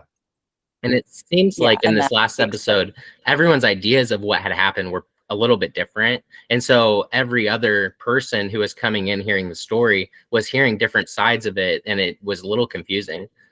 I think if I could go back, knowing my own fate and accepting it, I would have changed it to you, just knowing what happens to you next, right? Oh, thank you. Yeah, there's a couple options there, like Jacob. I think, like you said, I think with Hannah, is it wise to go to Hannah and say, like, hey, Matt's throwing her an email, and see if you can get with Meg and Hannah, right, and take one of the boys out? I think there's maybe some options there, but I think you'd have to basically just stir the pot a lot, create a lot of chaos to that, and like, what's the longevity play there if that's what's happening? And that's the risk, for sure. So we lose Jacob there, and then we get to tonight's episode, which is still pretty fresh, pretty raw. So we won't dig in too much. And I do want to try to wrap up because we've been going on, and I have a quick lightning round for everybody at the end here. But I think it's interesting, Jacob. Right? We hear the story kind of start one way, where I think Jeff and Hannah, when they first divide up, say like it must have been Matt and Meg that voted.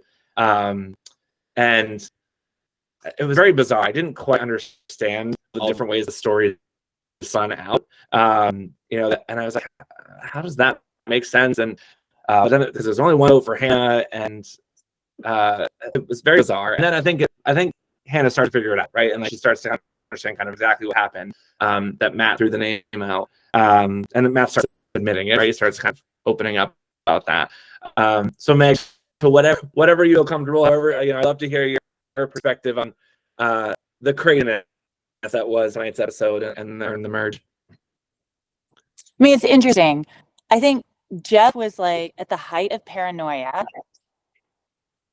during the game, and I wasn't at all. And I guess I should have been because I was like, I trusted my people. I thought I was I thought I was in all the right conversations. And really, my misstep in the game absolutely was not connecting with Rachel when I had a chance, because I think, and it wasn't entirely shown in the edit, but I don't exactly know. I mean, it made more sense to actually vote out Matt because he was the chaos maker, right? So I don't understand how I got thrown in there, except the fact that Rachel and I never really spoke, right, about game. And that's my own, I don't know, maybe that will be made more clear in the next episode. Yeah. Because it kind of comes out of the blue, but it's between me and Matt. Obviously, Matt's a better option, right? Yeah. I mean, come on. But somehow I get thrown in there. And I do think that was real. Yeah. There's a brief That's my moment. bad. That's my Yeah. bad. I should have. There is a brief moment where essentially Rachel says, like, my do not vote out list is Hannah and Matt.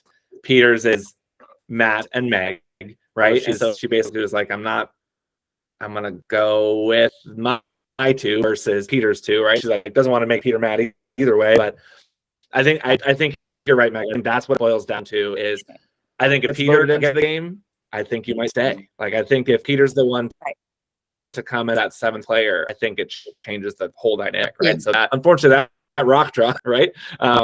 I think does kind of affect a lot of things. And I also think just how tightly Wet 2 bonded, right? And those six people coming together, which is somewhat unexpected. But I think going back to, I don't want to say people threw things, but like Wet 2 winning a lot, right? Whether people threw things or not, allow them to bond more and more and more, right? And so, whether or not that intention was there from those that maybe helps them win or them winning challenges on their own, either way, solidify that bond, right? And I think Rachel certainly seems to connect with that. I think Peter's maybe more on the fence. So if he comes back to vote with the six, I think it's I'm curious. But also interesting, in both cases, we bonded very closely with Jacob, and they bonded very closely on that tribe. Whatever happened on that second night, those were the ride or dies, right? And that's just sort of, that's like across the board. Like, and that's interesting going into another game too. Like, what happens in a swap can be like super, super like gelling, it's like you go through a lot of shit together. Mm-hmm.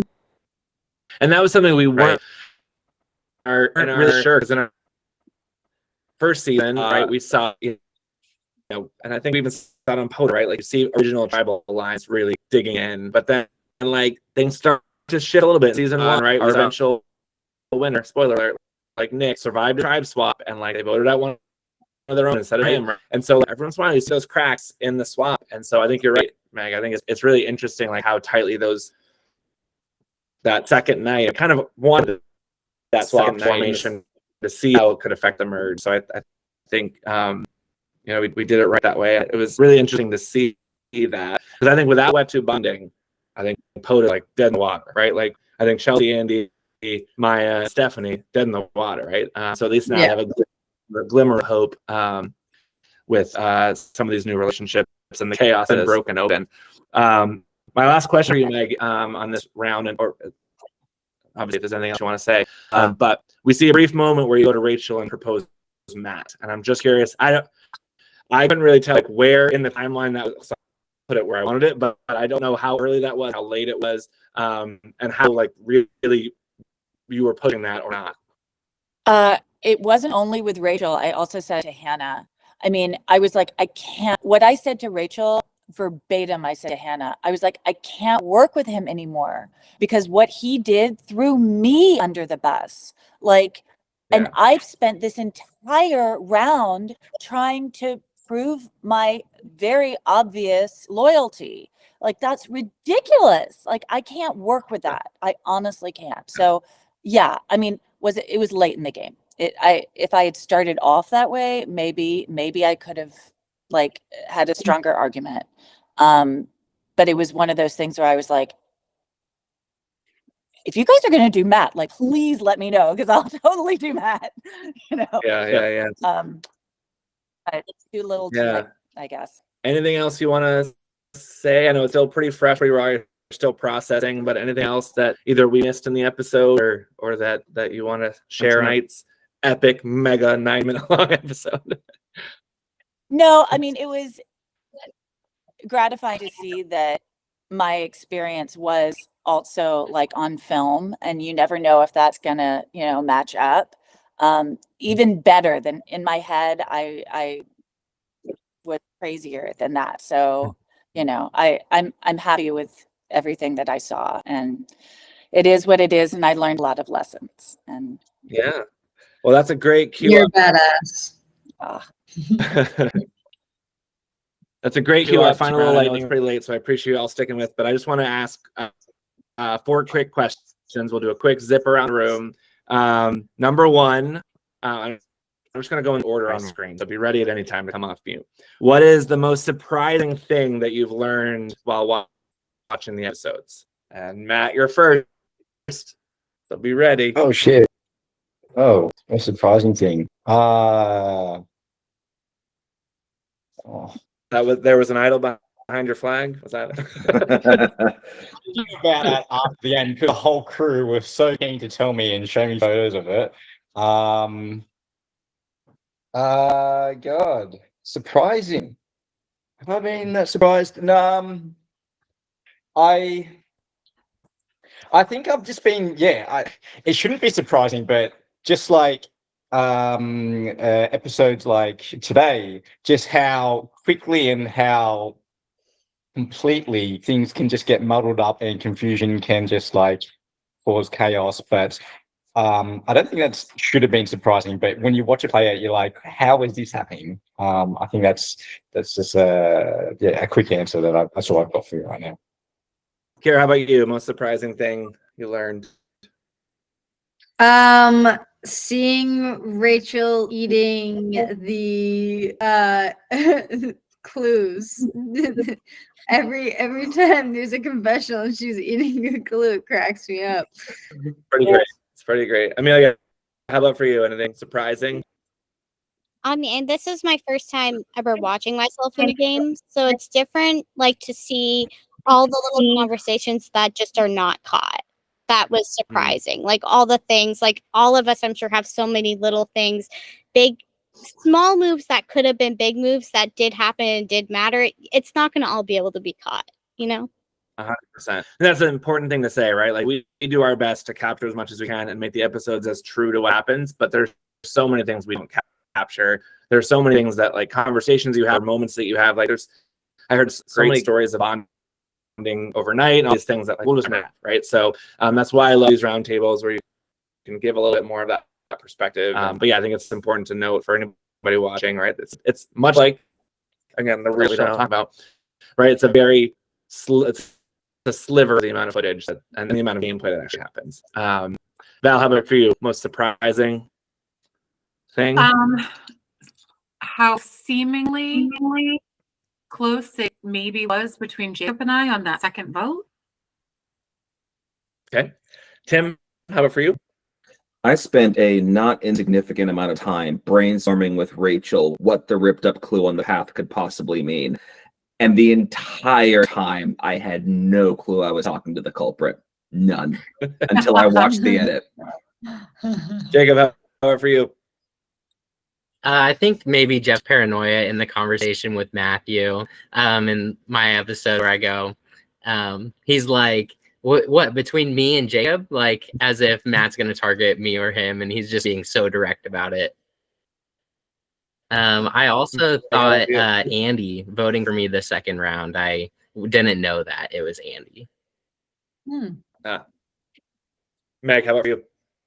I'm going to dovetail off of Jacob. I was shocked by Jeff's paranoia in the game. And, I was paranoid after the game because I thought there must have been so much crap that went down that I didn't know about. So then to watch it all play out and go, actually, there wasn't that much I didn't know about. It's just all these tiny little things can happen and then explode into something. And so actually the whole world isn't against me. So that's nice to know from watching. That is. All right. So next question, outside of your vote out, what would be like your least favorite moment, your least favorite thing, favorite thing you had to endure? Like when you look back, you're like, that was the worst part. We're gonna go backwards. Mosquitoes. Meg, I'll start with you. Mosquitoes. Jacob. Yeah, it was probably the mosquitoes. You kind of got used to them. I think for me, there was a big comfortability period. Like I was super uncomfortable for the first day. Probably that first night was way more uncomfortable than my second night. You're just not used to being around strangers and being so uncomfortable. But also, probably no sleep and no food too. I mean, you just have to tack them right on there. Yeah. Tim, for you?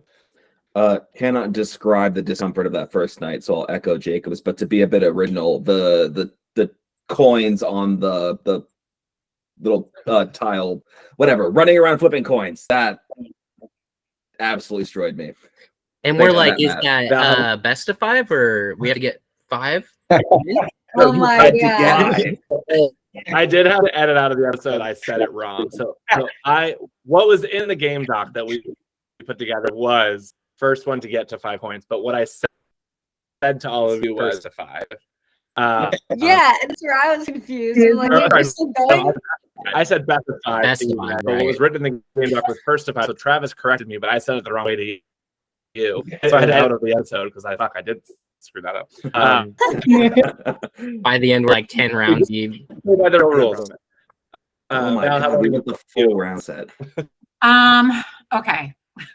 Aside from the mosquitoes and aside from not being able to find that idol, I'm gonna say not being able to really show my challenge abilities because I have them. Yeah. I host a bunch of little stuff in my house and participating in one way or another, and she's such a badass. And so many like little fun challenges that we have around here. So I, as taking my Outlast hat off as just a friend of yours, that was like a big hard part for me as well. To be like, Thank you. yeah. We killed that circle puzzle.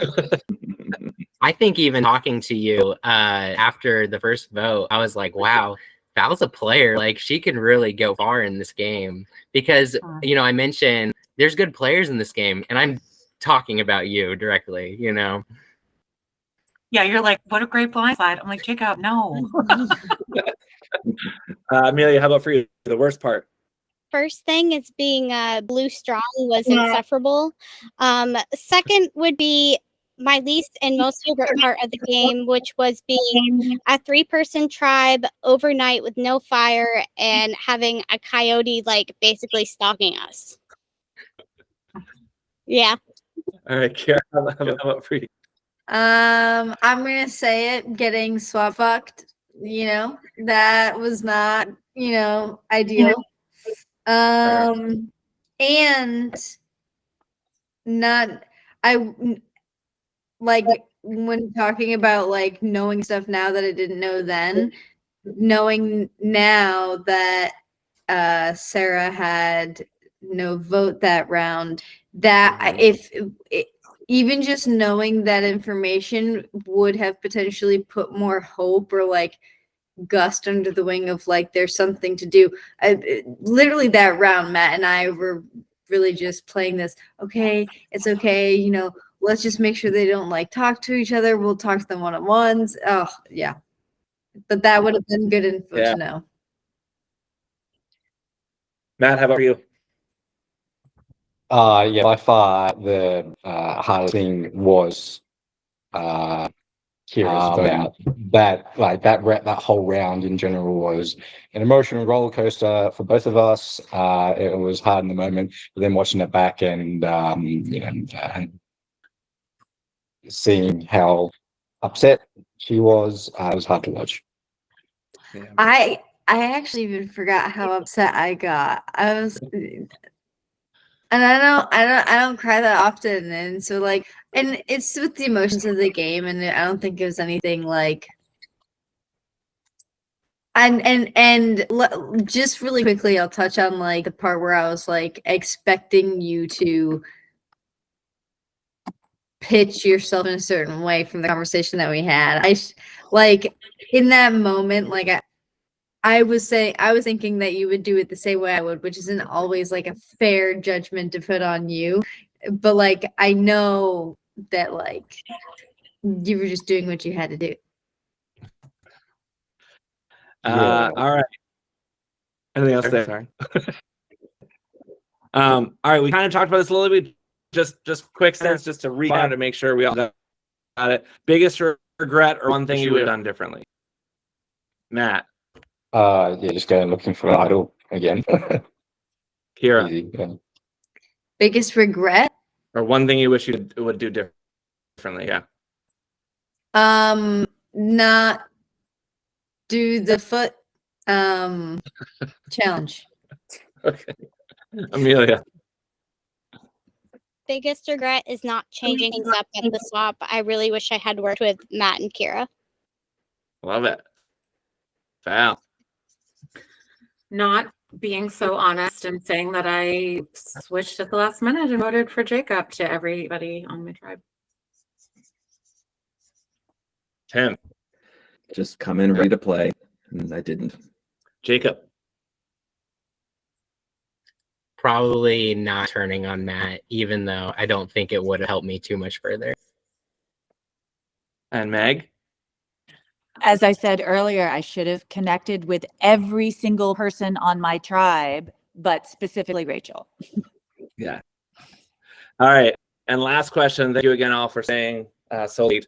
When you look back on Outlast 2023 and your experience, what's the one thing that's your favorite moment? The thing that stands out to you most when you look back and you're like, that was a fucking good time. What's the one thing that stands out?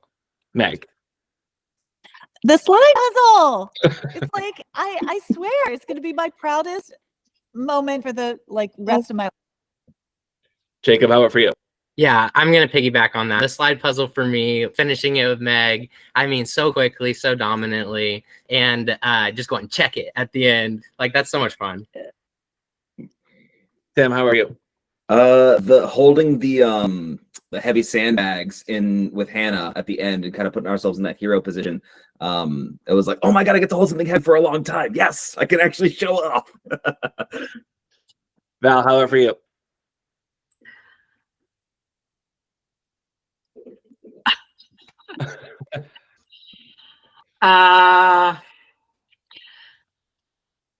Probably, I don't know. Maybe just staying up all night that first night and like being in the woods and looking, being like sleuths, which we were so obvious, but we got away with it, and looking for the idol and not knowing what's Amelia? My favorite moment would be after the whole coyote night, being in the challenge field with Bartley and Sarah waiting for our day to start. We just watched the sunrise, and honestly, we didn't even strategize that much. We just had a really nice time together. That's cute. Ciara, how about for you? I gotta say it, magic. You know? Oh, yeah. The for sure. alliance that never, was able to rejoin. So basically, right after that second vote was when I came up with magic, because the M put a J in the middle and a C at the end, and you've got magic. And so I was going to try to carry that forward in confessionals and play off of it, but it never fully panned out. It ended up being a post-merge alliance or post-game alliance. After you put it out. And Marty, how about for Yeah, you? no, same thing. Like, obviously, I stayed on site for the entirety of the season, but most of it was outside of the game and just hanging out with pretty much everyone who's on this screen, but particularly the nights, the long nights with Ciara and Jacob, especially, was it was a real highlight, and really fun. Yeah, it was fun to have you three on site, kind of there in the audience and experience the game and giving a little commentary and maybe drinking too much. Those things. It was really so. I hope future players, when voted out, stick around or come back. I know Val came back to watch the end as well, and that was a good time. But we also respect people gotta go home and take care of themselves or take their long drive home, all that. Well, thank you all again so much. Is there anything anyone is like dying to get off their chest before we wrap this up? As anyone said, now's the time. Much like a trial counsel, I want to make sure I leave a moment for anything anybody needs to say. Anything that you weren't able to talk about on the table you want to talk about. Just speaking to that night that you guys were searching for an idol, I was like, oh, they're being so nice. They're just getting away from camp so they can talk and hang out because they can't sleep and they don't want to keep anyone up. That's how it started. So sweet. Yeah. I was like, I want to go, but I don't have a flashlight. They have the flashlight. Once an hour, we brought back a twig. Yeah, I just want to say, like, I've now crewed 9 LRGs in Australia. I played one, obviously, and to be part of this, my first international one, and experience it with all of you was very fulfilling. And I said it at the start, but I just want to thank everyone for the experience that I had, and you're all part of that. Thank you. Thank you, Matt. All right. With that, acknowledge both Trey and Alex. We're not able to be here, but we're also part of this group and this family. We part obviously talk too much about. We did not their rounds or their time in the game, but we appreciate them being a part of this group. We hope folks enjoyed this. I think future players probably watch this more than anyone else. So hopefully, you got a little bit of insight into what to do and not do. And we appreciate. Thank you all again for being on here, being here so late. We really appreciate it. Matt's his day left. Most ahead of him, the day off. Still bright and sunny. Very next week, Matt. I'll be in Australia with my buddy Matt. So I'm excited to. Can't wait for you, Justin. But thank you all so much. We hope you'll continue to watch the episode. Finale is going to be early April-ish. So I got a few more weeks of episodes left, but it's going to be an exciting finish. So stick around and watch. And thank you all. This group, have a wonderful night. Thank you. Can't wait. Thank you so much. Bye, guys.